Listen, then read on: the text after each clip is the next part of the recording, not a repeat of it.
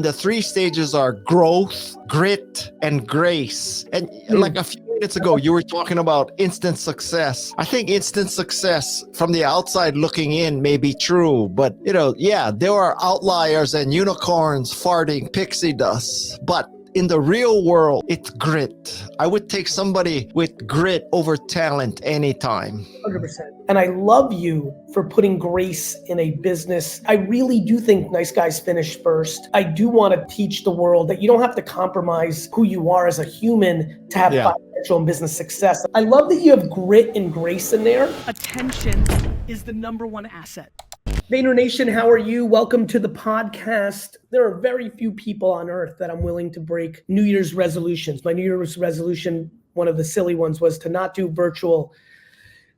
Excuse me. By the way, Russian superstition, if you sneeze, it means what you're saying is true. So this is really working here for me. My New Year's resolution was not to do any virtual podcasts this year. Guy reached out. He's got a new book. He's one of the great authors in business and culture and tech. I said, Guy, awesome. Please come through. Like, I'm really trying to hold the line. He goes, Gary, in reverse. I'm not traveling, which I remembered we've talked about in the past. I said, I just can't say no to this guy. I like him too much. I admire him too much. So here we are, Vayner Nation. Guy, how are you, my friend? I'm good. Thank you very much for breaking your rule. I understand it's a slippery slope, and I won't tell Adam Grant or I won't tell any of these guys that you broke the rule for me, okay? I appreciate it. Guy, why don't you tell everyone here, for the small part of my audience that doesn't know you or your legendary career, maybe 1 minute on that, but then more importantly, we're here to talk about a new book, and let's talk about what it is and what it's about. Okay. I started my career in Silicon Valley at Apple, basically. So after a short career, well, actually not so short, a career in the jewelry manufacturing business where I schlepped gold and diamonds, I went and became software evangelist for the Mac division, convincing people to write Mac software and create Mac hardware. So I worked at Apple in the Mac division. I left. I came back as Apple's chief evangelist. I left. I started some tech companies. And today I am chief evangelist of Canva, which is something that Gary and I know and love, and I'm going to make a lot of money on. Here come the New York Jets, baby. Yeah. And also I have the host of a podcast called Remarkable People. That's what I do right now. How many books have you written? This is the 16th book. And Gary, I got to tell you something. 15 times I said, I don't have another book in me. This is it. And somehow it keeps coming. If you had told me 30 years ago, you're going to write 16 books, I would have told you you're nuts. Speaking of writing, one of the ways that I really became a fan of your work and you as a person, there was one era of the modern web that I was not a part of. Obviously, I launched winelibrary.com in 1997, so it was very early e-com, email marketing, Google AdWords, and obviously since 2005, every social media or attention trend I was part of. But even though I've written 6 or 7 books in my career, the one skill of communication that I struggle with is writing. I have 2 new books coming out, a kid's book and a business book, and all of them are audio. When I do my books, I audio. Yeah. The era that I missed was this beautiful era in 2003, 4, 5, 6, 7 of blogging. Yeah. You were very prolific in that. For just 2 seconds, like when you think back to that era, pre-social media, but there was WordPress and Blogger, and was that an enjoyable era for you? It's an enjoyable era for me because I love to write. And in high school, I had an English teacher, and he was a real hard ass. He's the most hard ass teacher I've ever had. And he instilled in me a love of writing. Well, I use the word instilled loosely. He pounded it into my head.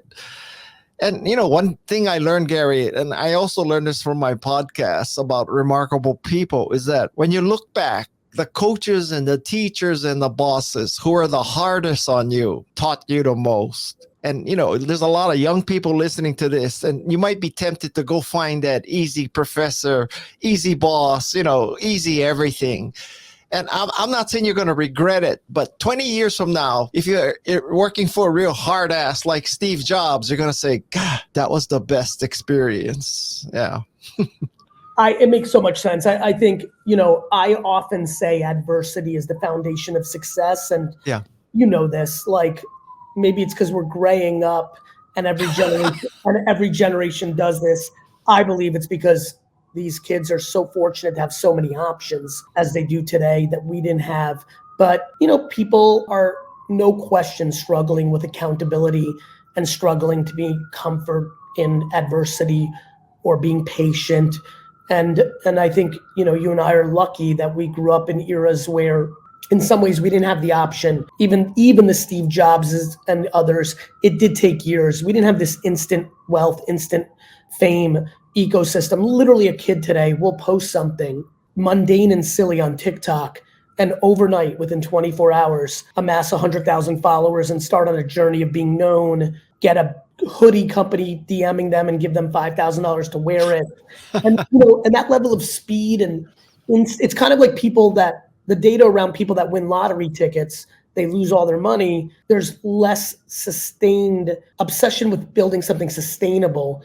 It's very instant. Ironically, Guy, probably the thing that got me into most of the Silicon Valley's ecosystem, today is the 18th anniversary of my first episode of Wine Library TV. Yeah.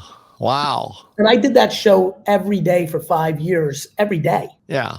And it was 2 years before it started to show up on Dig or Daring Fireball or all this goes back to the blog era, like showing up on TechCrunch or Metafilter or all the things that used to create Rocket Boom or the things that used to create discovery.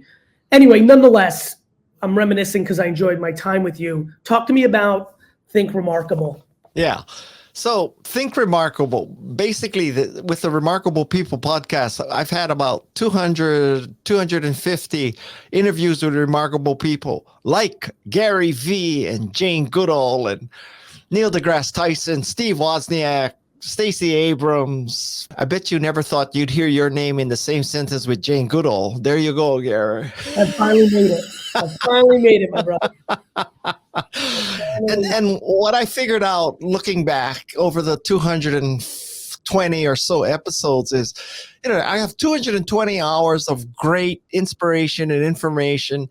It's 5,000 pages of transcripts, but nobody's going to listen that long or read that much. That's right. So my co-author and I, Madison Neismer, we distilled all of that down to 170 pages.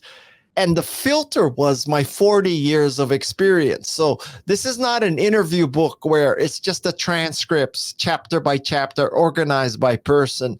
This book is organized by stages of life as you become remarkable. And the 3 stages are growth, grit, and grace. And like a few minutes ago, you were talking about instant success. I think instant success from the outside looking in may be true, but there are outliers and unicorns farting pixie dust, but in the real world, it's grit. I would take somebody with grit over talent anytime. 100%. I mean, look, I was such a poor student and we grew up in an era where like grades were complete definition of if you were smart or not. Yeah. And, for me in the late 90s into the early 2000s, as I started building my dad's business and as I got into my era, and especially when I got into angel investing around the time where we met early on, I invested in many companies started by kids from Harvard and Stanford. And I would be baffled, Guy, because I grew up in a framework where by default, I thought these kids were smarter than me. And to your point, I learned pretty quickly in the mid 2000s. I'm like, wait a minute, this entrepreneurial thing. And then it became bigger. And I love that you used grace. I think one of the things that I'm proud of is this is interesting because obviously you grew up with the legendary Steve Jobs, but something that I always had a disconnect with Steve, even though I admired so much of what he accomplished, was I grew up in a family business where my father was tough on the employees and I was completely the other way. And to your point, I wasn't easy on the employees. First of all, I set an example. I worked 18 hours a day. So you can imagine even going out to lunch, I would make a comment of what are you doing a half day? It wasn't that I was easy, but I was incredibly gracious and kind. And I love you for putting grace in a business. I really do think nice guys finish first. And I do want to teach the world that you don't have to compromise who you are as a human to have financial and business success. And I love I love that you have grit and grace in there. Growth is, of course, very understandable. But I feel like people, I'm obviously, and you know me pretty well, I'm an aggressive communicator. I'm a Okay, I learned a new phrase today. Aggressive communicator. I know that I was inspired by Randy, the Macho Man Savage, and Chris Rock and Richard Pryor. I can see in the way I communicate being affected by things I consumed as a kid. But I like that kindness and empathy and compassion and grace are making it into the lexicon of success. Yeah. Like, Gary, as I look back, I'm 69 years old. So I figured out in the first third of my life, I was underpaid. In the second third, I was overpaid. And now it's time to pay back. And I think, when I die, I want people to say that I helped them make a difference. And I don't mean you have to be Jane Goodall or Steve Jobs. Right. Making a difference can be to just one person, one kid you mentor, one classroom, one team, one stream, one river, one street.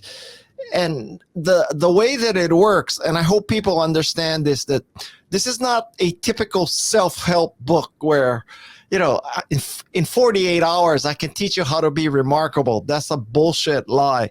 The way it works is if you make a difference, if you make the world a better place, people will start considering you remarkable. So the way it works is you do good shit, you'll be considered remarkable. It's not because you woke up one day and hired a PR firm to position you as a remarkable person. I couldn't agree more, brother. And look, you know this. You're a bright man. We got fortunate. You and I have some similarities, which is we have our ambitions and we have our, like any human, we have our selfish wants. But the reason we've both consistently communicated for decades now is there's something within us that likes us to share. You don't share as consistent as you have when it's just what's in it for you, because you scratch that itch. When you have something that's selfish or that's in it for you, it eventually becomes abundant and it becomes boring. For someone like you who's been communicating for over 20 years now publicly, consistently, back to blogging, early Twitter, we were there, all the books written. I mean, to put it in GaryVee terminology, it takes a lot of energy to be an asshole. It's much better to be a nice guy. It's a lot easier to be a nice guy than an asshole. And if you're an asshole, you are clearly hurting inside. Yeah. That's the part that kids learn when they get into their 20s, 30s, 40s, 50s. It takes everybody everyone's on a different track. But what you realize is, I realize all the people that are mean or angry or trolling, or when I encounter them in real life, short or abrupt or inappropriate, it's 100% a reflection of what's going on in their own souls. And for me, I don't know how to be upset for myself when I'm met with darkness.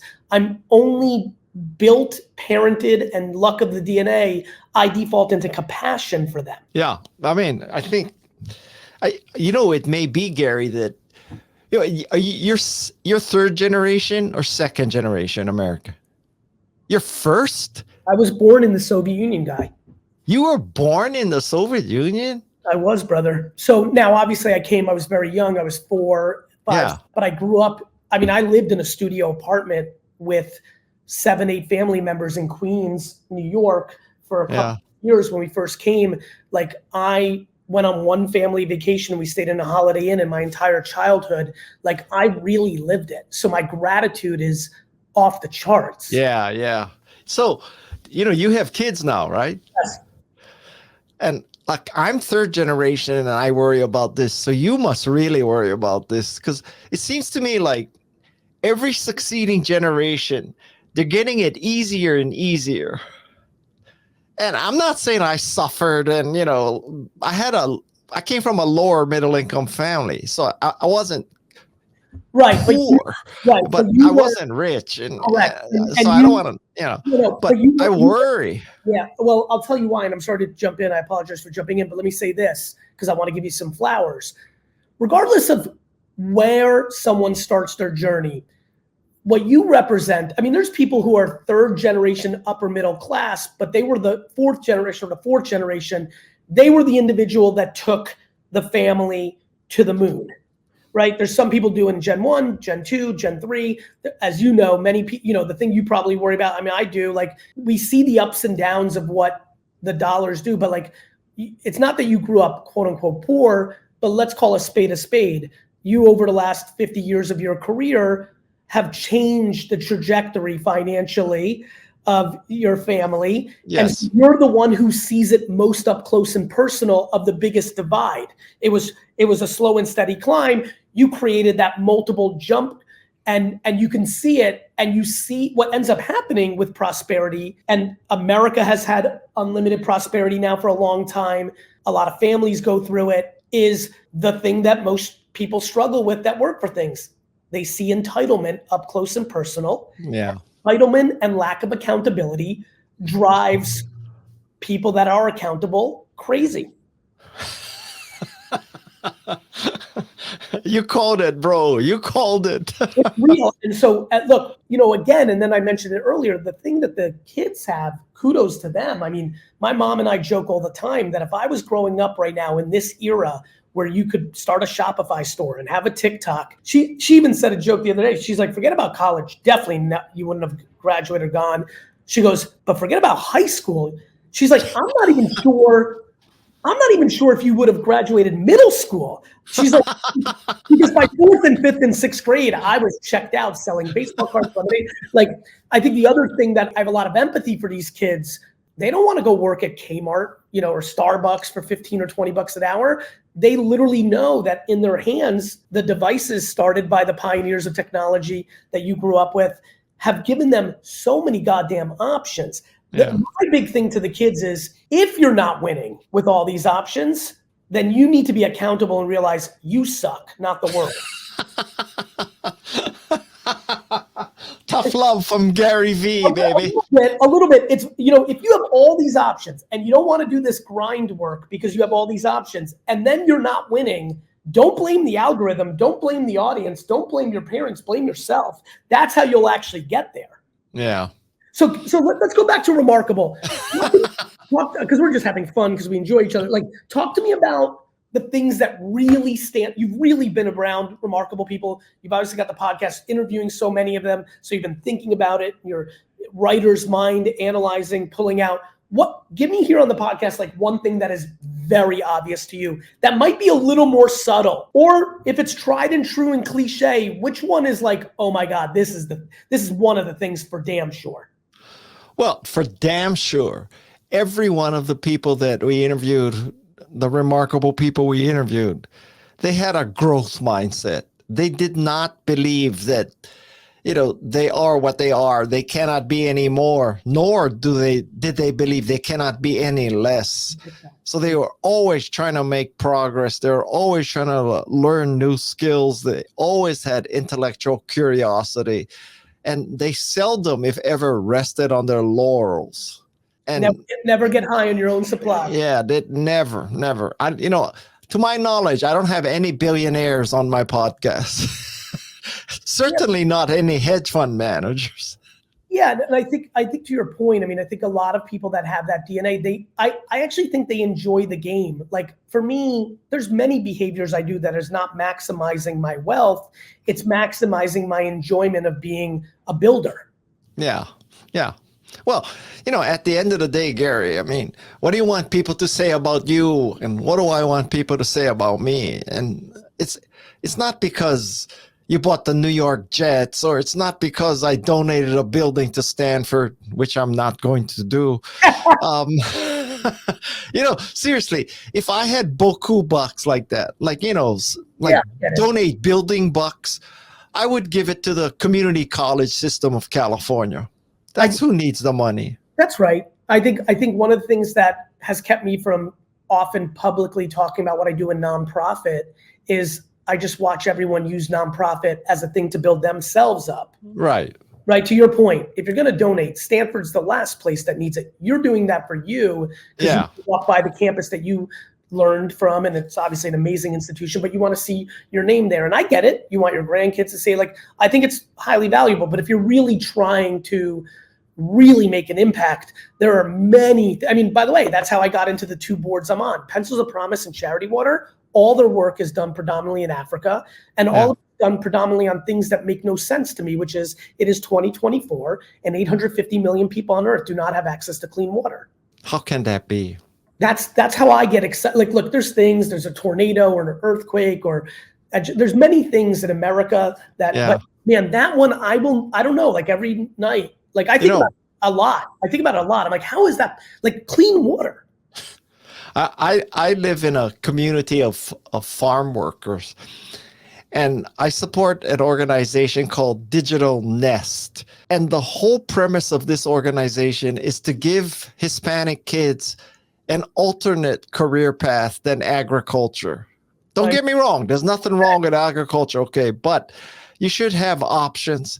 So they teach kids digital skills in the middle of a farm area. And that is a beautiful thing. And that's my call. You know, I'm not giving money to Stanford. There's not even a brick at Stanford with my name on it, much less a building. Guy, before we get out of, before we get out of here, what can people, one of the things I'm very proud of is, even though I have very poor reading comprehension and I learn by listening and watching, this podcast is a pretty aggressive book buyer. And so I anticipate a lot of people picking up Think Remarkable by Guy Kawasaki. Who's this for? Have you, and the people that have read it around you, given that you've written 16 incredible books, is there, like, if somebody's listening right now, either the value prop or the for instance or the scenario that you think is a complete no-brainer, because I agree with you. The thing that I'm most fascinated by is books are so inexpensive to be a concise capture of a moment. My new book also got a lot of purple mind, right? This, when I tell you, Guy, no bullshit, Day Trading Attention, that comes out, I think, in May, is literally what I'm running the strategy of my $350 million marketing agency. It's our competitive advantage. And I'm literally, to the best of my ability, putting the most updated information in detail. Yeah. For like 20 bucks. So I always think books are the best deal of information out there still, in a weird way. So in this, what is the answer to that question I have for you? The answer to that question is, this is 170 pages that takes the wisdom of 250 remarkable people, filtered by someone who's been on the front lines for 4 decades, to give you a manual or a handbook, or using Apple vernacular, read me first for life. This is it.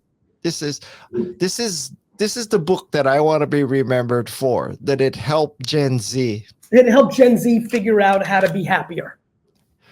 Yeah, and you know what? Not happier in the sense of now you can buy a big house and a German car. Happier in the sense that I think what makes people truly happy is that they made a difference, not that they made money. And I also say that if you make a difference, you will probably also make money. Well, that's right, because everyone's counterpoint is like, easy for you two guys to say you've made money, and I get it. The problem is, you and I are, I mean, you look phenomenal for 69. So are you doing something big? Are you doing something the big? Makeup. No, it's not. Are you doing something big for 70? You know what? Gary, I seriously, I am such a lucky person. Okay, I'm deaf, but cochlear implant kind of helped that. So there's worse things to be than, nobody ever died from deafness, right? So I just, as I said before, man, when I die, I want people to say that I helped them make a difference. That's it. That's what I want my legacy to be. And this book is going to do it. Good news, you already did it. You didn't need this book. I mean that, Guy. Listen, you know this. We've interacted a dozen plus times at this point through the years on speaking stages, and we even did a book signing together, I think, at South by one year. And I'm saying this out loud because I want everyone to hear how I feel. From the first time we met to today, it's always important to me that I give you flowers, because you represent an era of communicators that became something that I did as well, not as early as you. And I believe it became a foundation of our society, which is normal human beings got to become the Walter Cronkites got to become like the internet changed the world and created meritocracy around humans that had good spirit. Everyone wants to focus on what it allowed bad people to do.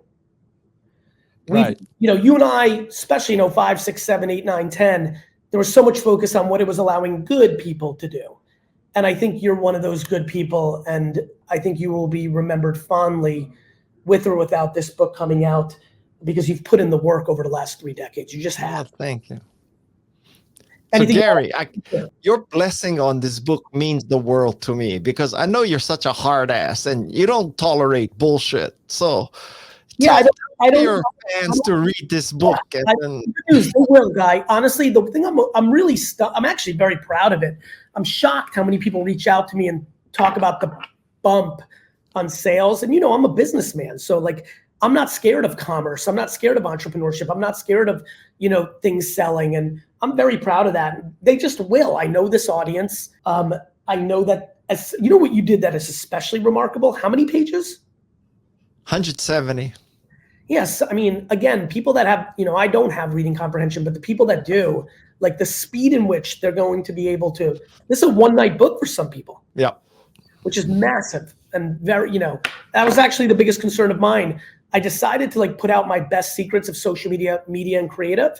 And so it's actually pretty dense by my standards. I would even argue has parts that might be the most boring of anything I've ever done in book form, but it required it. But I think what you're doing here is snackable and definitely a weekend or a sprint. When's this coming out, Guy? March 6th. Yes, I think, again, I've always liked my books that came out that time of year because people really read during spring break. So I think you're gonna get a lot of that kind of action. Anyway, Think Remarkable by Guy Kawasaki and Madison, right? We gotta, she's in there, we gotta give her love. Looking forward to having the feedback from much of my community who's read it. I wish you well, health, the best day. We'll talk to you soon, Guy. All right, Gary, thank you so much. Take care. Stay well. Bye.